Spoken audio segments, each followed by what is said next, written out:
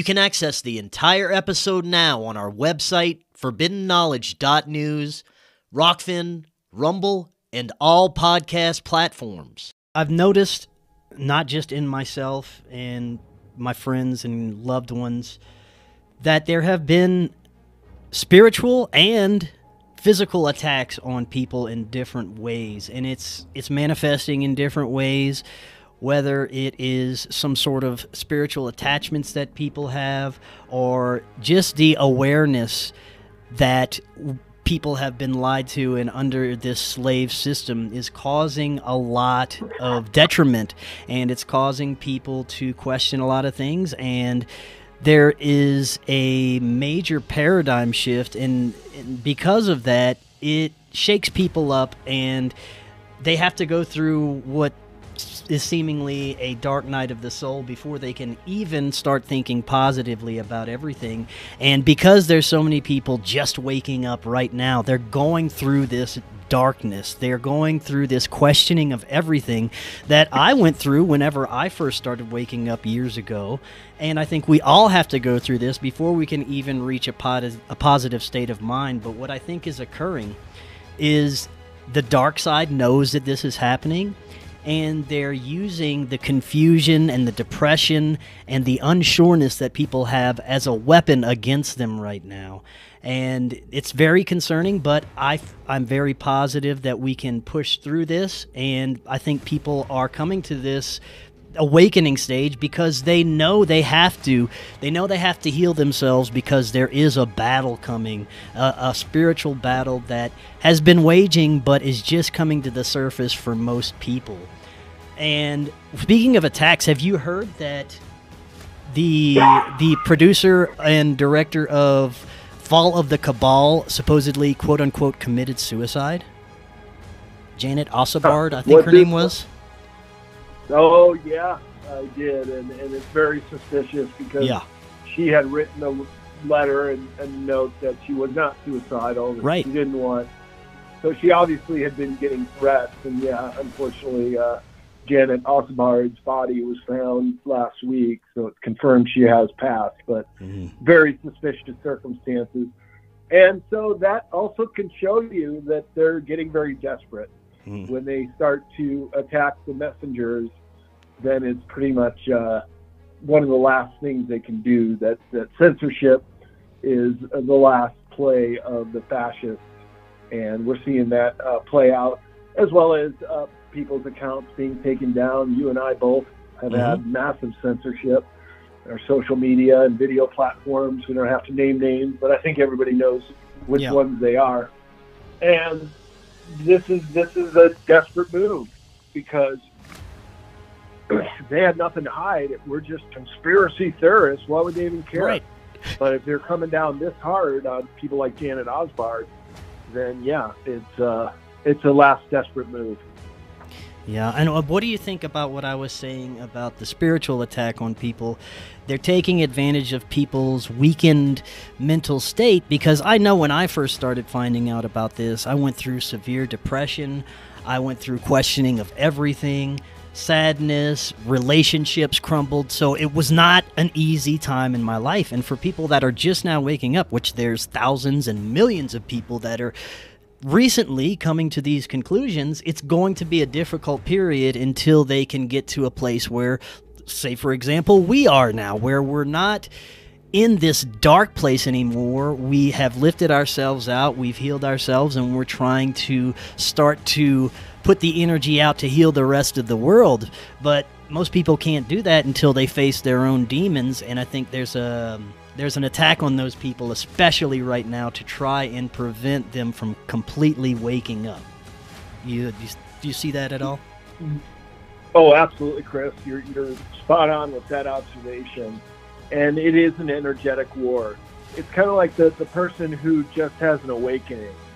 They're the nail that sticks up in this energetic field, and they get hammered back down. And and I've met countless people who have come up to me at conferences or get in touch with me and just say, I'm having this awakening moment. It felt so good. I'm starting to see through the matrix.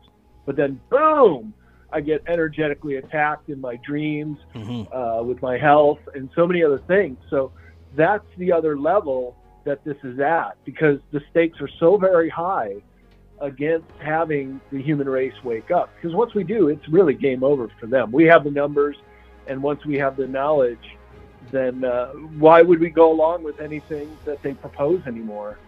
But really, Chris, I do believe that the controllers of this world, we often hear the names Rockefeller in this country or Rothschild, they're really the colonels and the captains in this game. I would say the generals who are really calling the shots here are, I can't even say that they're human. Right. They could be hybrids, or they could be of a extraterrestrial nature. Look, everything is about ownership. What do they say in our law? That ownership is 80% of the law. Well, there are owners of this planet, or at least they perceive themselves to be the owners of this planet. And they would even say that, hey, we helped create the life forms, or we brought them from other places, put them here, and we engineered the human race. We took some of the proto-humans like Neanderthal or Homo erectus, mixed it with a different kind of gene pool to give humans enough intelligence that they would follow orders. Okay, go in the gold mine and dig us some ore, but dumb enough not to question authority.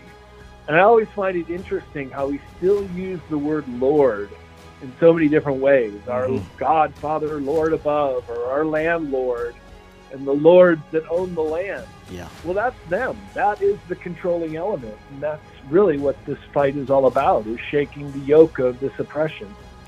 You said something very important that we should touch on, and that's who they are.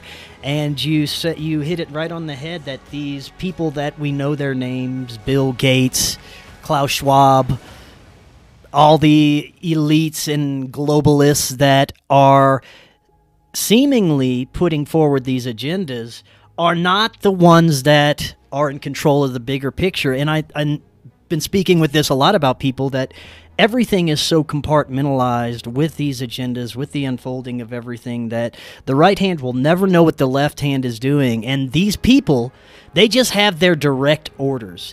They're doing this one little operation that they're supposed to be focused on, but they have no idea what the big picture is and what the grand outcome is supposed to be. They're just following their orders, doing their part because they believe they will have some sort of reward in the end, right?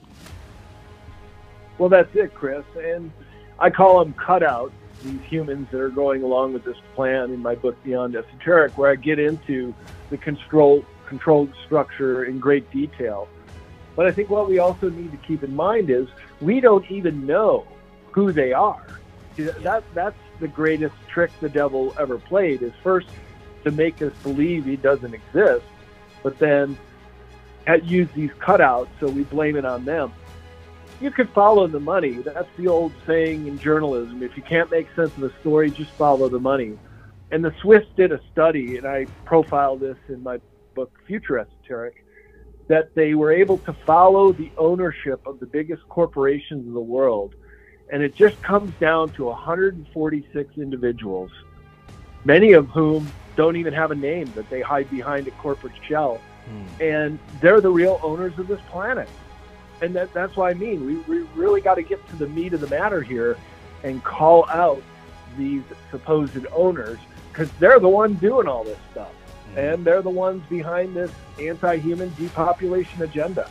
So it's really in everybody's best interest to start grokking this concept that we have to fight back against the owners. You know, it's the whole model of the plantation, that there were way more slaves on the plantation than there were as a master. And once the masses say, hey, we don't have to take orders from this person anymore, there'd be a revolt. And that's what the plantation owners were always the most afraid of. And that's exactly what's going on in the world today, is these owners are being exposed. We're finding out who and what they are, and saying no more. We're not going to go along with it.